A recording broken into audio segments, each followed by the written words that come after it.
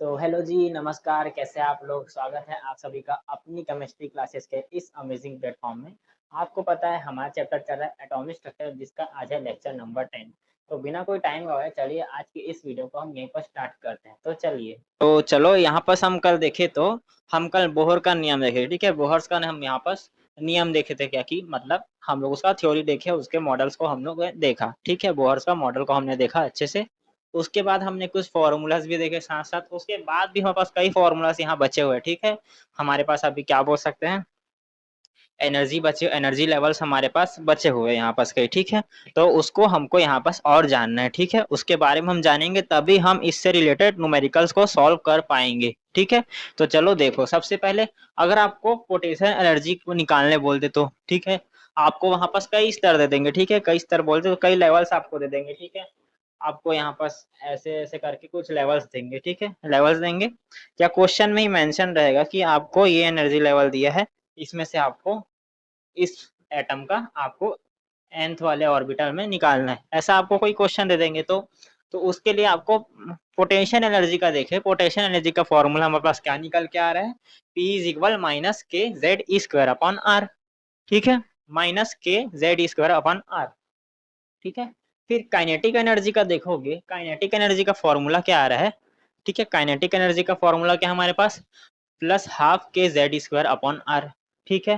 और वही अगर टोटल एनर्जी देखेंगे तो क्या आ जाएगा हमारे पास? वही माइनस हाफ के ज़ेड स्क्वायर अपॉन आर, ठीक है? ये इसका यहाँ पास फ़ॉर्मूला निकल के आ रहा है, ठीक है? फिर वही अगर हम दोनों को जब इन लोग को पी और पी बाय क्या करेंगे, के ही करेंगे तो आ जाएगा हमारे पास -2, ठीक है? काटा-पीटी करके हमारे पास -2 आ जाएगा वहाँ पास। और वही अगर टोटल एनर्जी देखेंगे तो के माइनस के में आएगा, और टोटल एनर्जी निकालेंगे तो के का वैल्यू क्या हो जाएगा? पी अपॉन 2, ठीक है? पी अपॉन 2, ठीक है? फिर अपने पास और आता है total energy of nth orbiter, ठीक है? Total energy of nth orbiter, इसमें क्या करोगे आप? इसमें आपको निकालना है En, ठीक है? En इसमें मतलब टोटल एनर्जी, ठीक है? nth ऑर्बिटर का एनर्जी यानी En हो जाएगा, ठीक है? तो क्या हो जाएगा? -13.6 Z square upon n square, ठीक है? -13.6 upon Z square upon n square, ठीक है? फिर इसका क्या आ जाएगा हमारे पास? -2.18 इंटू 10 टू द पावर हमारे पास क्या आता है 18 Z square upon n square joule per atom, ठीक है? जूल पर एटम में यहाँ पर ये आ जाएगा, ठीक है? और वही हमारे पास ये आ जाएगा इसका -1312 Z square upon n square kilo joule per mole, ठीक है? ये यहाँ पास हमारे पास निकल के आ जाता है, ठीक है? बेसिकली देखा जाए तो। और वही काइनेटिक एनर्जी देखोगे तो आपके पास क्या है? -13.6 जेड स्क्वायर एन स्क्वायर। और वही पोटेंशियल एनर्जी देखोगे तो पोटेंशियल एनर्जी आपके पास क्या है?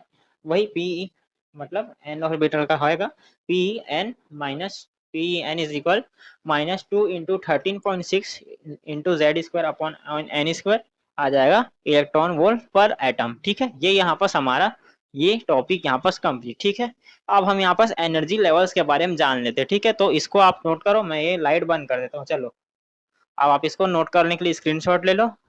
तो चलो अब आगे बढ़ते हैं, चलिए।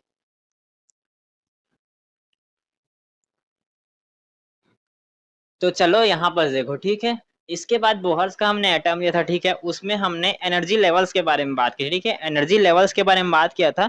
तो एनर्जी लेवल्स है क्या? उससे पहले जान लो एनर्जी लेवल्स में होता क्या है, ठीक है? एनर्जी लेवल ये energy level 1, energy level 2, energy level 3, 4, 5, 6, ठीक है? हो गया ये एनर्जी लेवल। और एनर्जी लेवल इन्फिनिटी हो सकता है, ठीक है? इन्फिनिटी हो सकता है। अगर एनर्जी लेवल इन्फिनिटी होगा तो 0 बोलेंगे, ठीक है? ये हमारे पास होगा, ठीक है? तो बोहर ने क्या लिया? हाइड्रोजन जैसा लिए, ठीक है? हाइड्रोजन से एटम भी लिए, ठीक है? पहले तो उन्होंने हाइड्रोजन को ही देखा था, ठीक है? सबसे पहले उन्होंने हाइड्रोजन को लिया, ठीक है? ठीक है? हाइड्रोजन को लिया, हाइड्रोजन को लिया, हाइड्रोजन को लिया, बार-बार बोलूँगा, अच्छे से याद रखो, ठीक है? हाइड्रोजन को लिया, जिसका हमारे पास Z यानी एटॉमिक नंबर क्या था? हमारे पास 1 था, ठीक है? और हमको पता है टोटल एनर्जी क्या होता है, ठीक है? nth ऑर्बिटल में टोटल एनर्जी का फॉर्मूला पास क्या है? En is equal -13.6 upon n square electron volt per atom, ठीक है? ऐसा हमारे पास होता है फॉर्मूला, ठीक है? इसी फॉर्मूला के बेसिस पे हमने एनर्जी लेवल्स की कैलकुलेशन की, ठीक है? इसी फॉर्मूलाज के बेसिस में हमने क्या किया? एनर्जी लेवल का कैलकुलेशन किया। क्या किया मतलब? देखो अगर हमारे पास हाइड्रोजन का आप लोग जानते हो एन स्क्वायर का हमारे पास फॉर्मूला है, ठीक है? सॉरी, यहाँ पास E1 देखोगे, एनर्जी लेवल 1, एनर्जी लेवल 1 में आप देखोगे तो क्या हुआ, उन्होंने क्या किया, एनर्जी लेवल 1 में देखा तो क्या हुआ, वही आया हमारे पास -13.6 इलेक्ट्रॉन वोल्ट, ठीक है।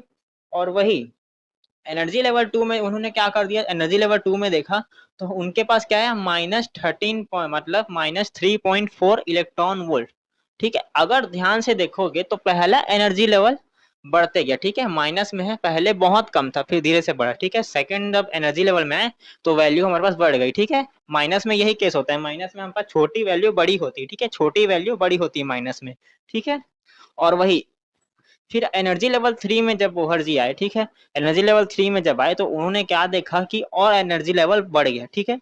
क्या हुआ, माइनस 1.51 इलेक्ट्रॉन वोल्ट, ठीक है। तो उसके बाद एनर्जी लेवल 4 में जब वो आए तो क्या हुआ, उन्होंने देखा और कम हो गया, मतलब और बढ़ गया, ठीक है। इस बार तो जीरो में चला गया, माइनस का खेल ही खत्म हो गया, ठीक है, माइनस का खेल खत्म, यहाँ पास उनके पास डायरेक्ट 0.85 बढ़ते गया, ठीक है। और उसके बाद देखा जाएगा तो -15.5, ठीक है। यहाँ पास देखोगे तो एनर्जी लेवल यहाँ पास घट रहा था वापस से, ठीक है। यहाँ पास उनके पास एनर्जी लेवल घटे जा रहा था, यहाँ बोल सकते हो, ठीक है। यहाँ आने के बाद एनर्जी लेवल यहाँ कम हो रहा था, सॉरी माइनस में आएगा यार, सॉरी सॉरी सॉरी, कैसे बोल दूं मैं भी, कैसे ये हो रहा है, ये माइनस, ये भी माइनस, ये भी माइनस, ठीक है। हाँ, एनर्जी लेवल बढ़ते गया, उन्होंने देखा, ठीक है।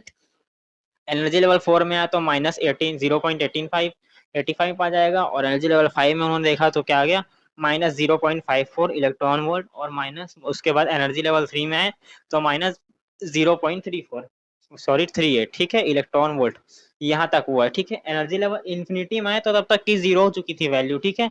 एनर्जी लेवल इन्फिनिटी मतलब सबसे ज्यादा वैल्यू दिया उनको, सबसे ज्यादा वैल्यू कौन दिया, एनर्जी लेवल इन्फिनिटी जो था वो उनको सबसे ज्यादा वैल्यू दिया, जो कि जीरो में आया, ठीक है। जीरो माइनस में नहीं ले सकते, इसलिए जीरो सबसे ज्यादा पावरफुल एनर्जी लेवल हमारे पास था, ठीक है। ये हमने यहाँ पास देख लिया, इसको हम एक काम करते डायग्रामेटिक फॉर्म में भी थोड़ा सा समझ लेते हैं, ठीक है।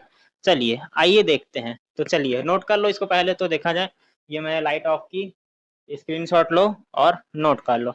चलो स्क्रीनशॉट ले लिए, चलो अब बढ़ते हैं आगे।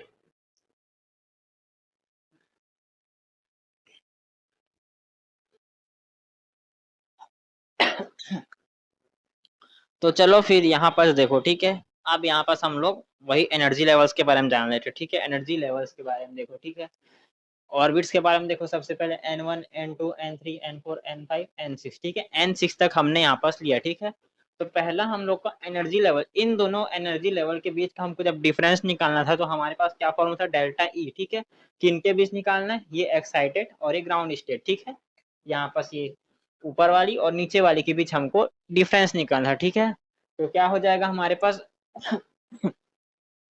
पहला देखोगे तो जब आप E2 माइनस E1 करोगे तो आपके पास आ जाएगा E1 का वैल्यू जो है -13.6, मतलब सॉरी, E1 माइनस E2 करोगे तो इन दोनों को माइनस करोगे तो आपके पास आ जाएगा 10.2 इलेक्ट्रॉन वोल्ट, ठीक है। यहाँ पास का एनर्जी लेवल के बीच का डिफरेंस क्या आ जाएगा, 10.2 इलेक्ट्रॉन वोल्ट हमारे पास आ जाएगा, ठीक है।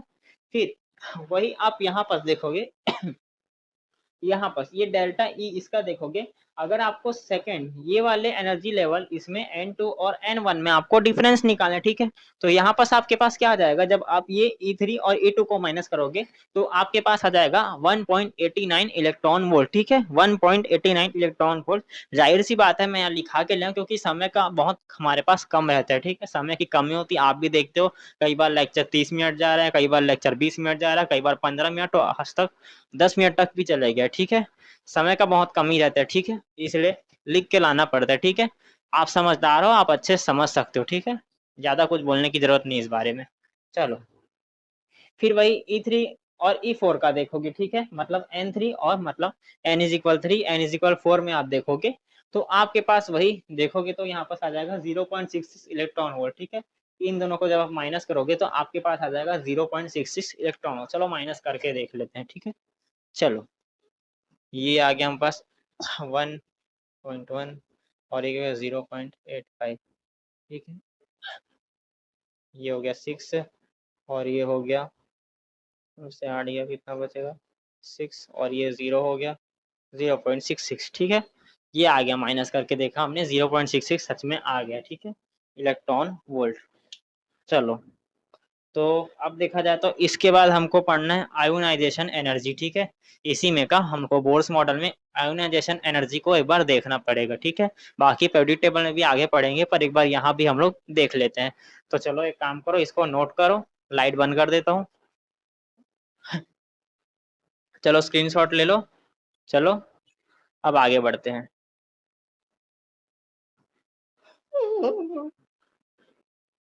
तो चलो इसके बाद हमारा यहाँ पास आता है आयोनाइजेशन एनर्जी, ठीक है। मतलब आयोनाइजेशन एनर्जी में होता क्या है, आपको एक क्या बोल सकते हैं, गैसेस एटम दे देगा, ठीक है। कोई गैसेस एटम होगा, ठीक है। वो क्या होगा, अपने मतलब अपने अंदर रहेगा, अपने अंदर बोलता हूँ, ठीक है। उसमें गैसेस एटम से हमको इलेक्ट्रॉन खींचना है, ठीक है। इलेक्ट्रॉन खींचना है, ठीक है। इलेक्ट्रॉन खींचना है, ठीक। देखो ग्राउंड स्टेट से आइसोलेट एटम को हम लोग क्या होगा, मतलब हमको किसी गैसी मतलब जो एटम यहाँ पास देखोगे, एटम के अंदर कुछ इलेक्ट्रॉन्स है, ठीक है। इलेक्ट्रॉन्स है, उसको हमको खींचना है, ठीक है। इलेक्ट्रॉन्स को जब हमको खींचना होता है किसी एटम में, ठीक है। किसी एटम में जब हम लोग को इलेक्ट्रॉन्स को खींचने आते हैं तो हमको वहां पर जो एनर्जी चाहिए उसको क्या बोल देंगे हम, आयोनाइजेशन एनर्जी बोल देंगे, ठीक है। आयोनाइजेशन एनर्जी बोल देंगे। क्यों, कैसे कैसे काम करेगा ये, ठीक है। जैसे ऑक्सीजन है हमारे पास, इसका है 8, ठीक है। ऑक्सीजन के पास क्या है, 8 है, ठीक है। 8 इलेक्ट्रॉन है, ठीक है। यहाँ पर ध्यान से दोगे तो 8 इलेक्ट्रॉन है, पहले 1, ठीक है। यहाँ पास 1 2 3, ठीक है। यहाँ पास क्या हो जाएगा 1s2, ठीक है। उसके बाद क्या है 1 2 3 4 5 6 7, उसके बाद क्या है, सॉरी सॉरी 1s2 2 3, 1 2 3 4, ठीक है। ऐसा होगा। पहले बात तो ये क्या है, ग्राउंड स्टेट में, ठीक है। ग्राउंड स्टेट में, ठीक है। जीएस ग्राउंड स्टेट, ठीक है। इसमें से हमको एक इलेक्ट्रॉन को खींचना है, ठीक है। एक इलेक्ट्रॉन को हम यहाँ पास खींचेंगे और इधर शिफ्ट करेंगे, ठीक है। तो मैं यहाँ पास ताकत लगा रहा हूँ, ठीक है। यहाँ पास ताकत लगा रहा हूँ एक इलेक्ट्रॉन को खींचने के लिए, ठीक है। अब इसको यहाँ पास ऐसे लिया, वापस से